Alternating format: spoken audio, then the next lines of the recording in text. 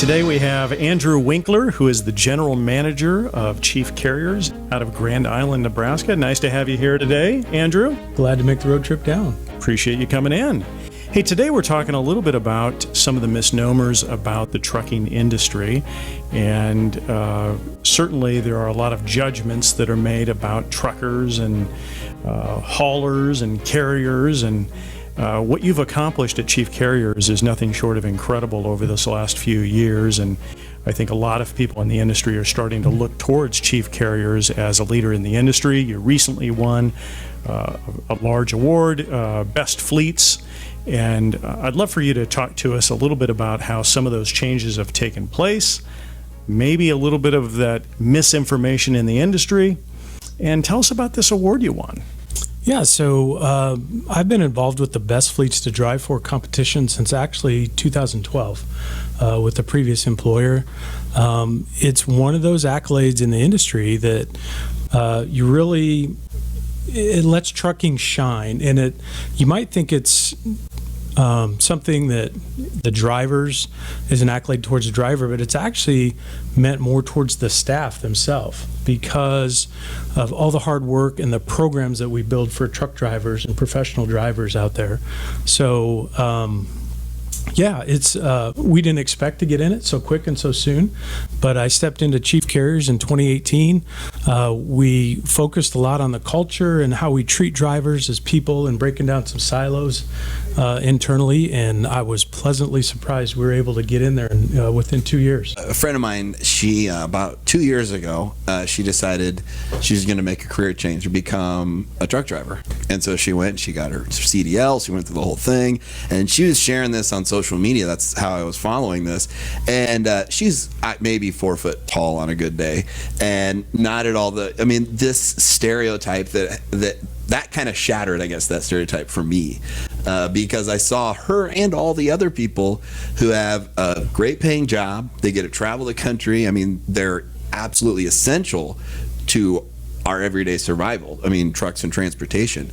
Talk about some of the actual drivers and haulers, the people that work for a chief and in the industry at whole that really counter this maybe false narrative that kind of, I think it was all Sylvester Stallone's movie Over the Top. Yeah. I think that's what created all of it. Yeah, right. Yeah, speak to that a little bit. Yeah, they come from all walks of life, and it'd be amazed how we have college-educated people that they think they want the lifestyle where they're out, don't want somebody looking over their shoulder, don't want to be micromanaged, things like that. We have a lot of females in the industry, and we're actively pursuing females in the industry. We don't think there's enough out there, so absolutely, it's a career anybody can do.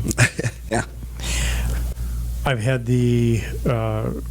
been fortunate enough to tour Chief Carriers in Grand Island, and I was really surprised at how nice of a facility it was, how comfortable the environment is. You've really gone well out of your way to try to make that area, that terminal, special for your drivers. Can you tell us a little bit about the terminal right there in Grand Island? Well, and I think a lot of people, when you think trucking terminal, maybe you're thinking a dirty old trailer house sitting on a gravel lot or something like that. But we have a new facility in Grand Island. It's about 3 years old. But it's built with drivers in mind. They have 24/7 access. We have amenities in there like laundry, showers. They have personal mailboxes. They have access to all the technology like tablets and computers. They can be working on things maybe while their truck's in the shop. They can be working on training and stuff like that. So the shop is state of the art. It's bright, it's clean. You could just about eat off the floor. I probably wouldn't go that far, but it's definitely a great facility.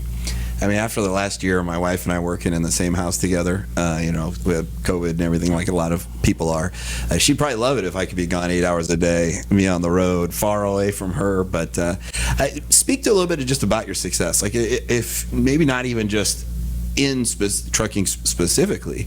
Obviously, you're pioneering that industry, and as Joe pointed out, but what are some of the keys just to being a successful business person in this day and age where everything seems to be changing so rapidly and we're all trying to keep up with technology and everything else, and battling old ways of doing things and old stereotypes and just kind of creating your own path? Like, what are some, the top couple tips that you could give us that helped you kind of guide your way?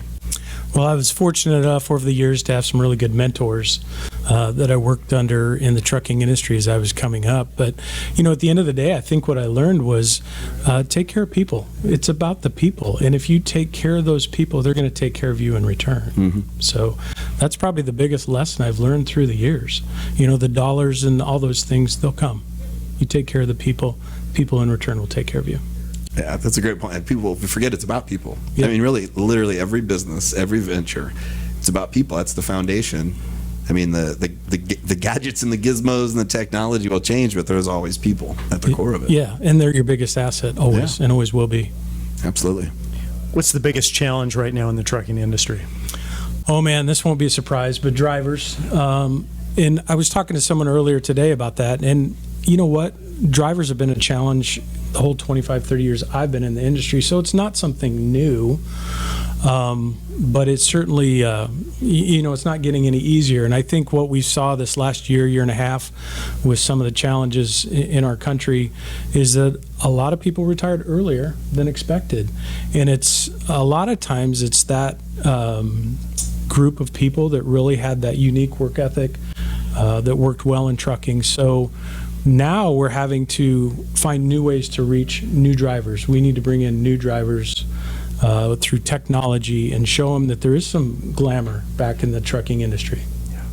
Tell us a little bit about that glamour. So if somebody's sitting at home and they're 19 or 29 or 39, 49, what would you say to them about giving trucking another look? Somebody, whether they've driven before in the military, whether they've driven for another carrier, or they've not driven at all, what would you say to them? How do you get them off the bench and consider a career in trucking? Well, I think it's an adventure, and you have to look at the road out there and think about it, all the glory that comes with that and the freedom.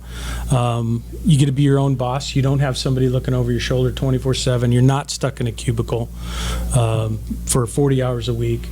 You get to see this beautiful country, and you make darn good money doing it.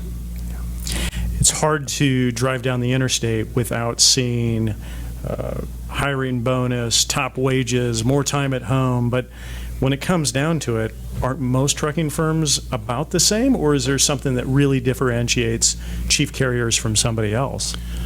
I think one of the things I've learned, and I watch pay studies in the industry, and actually we track it and we survey that stuff kind of quarterly, so we make sure we're in the mix. But the pay isn't that different from carrier to carrier. So what I think it really comes down to is you have to find a carrier that fits your lifestyle. If you want to be home every week, then find somebody that can do that for you. But really that respects you and treats you like a person. That's what it comes down to. Yep, Grand Island feels like that's a perfect home for what you do. I grew up in the area, and as Joe and I have gone back now, more trips I go back, I kind of just keep falling more and more in love with the city. It's like it's a big city, but it's still got that small town. Everybody, again, back to the people. Everybody caring about everybody in that city. So it's a great place to be, kind of the heart of Chief Trucking, really. Yeah, it's definitely small town Nebraska, and it's got a great feel to it.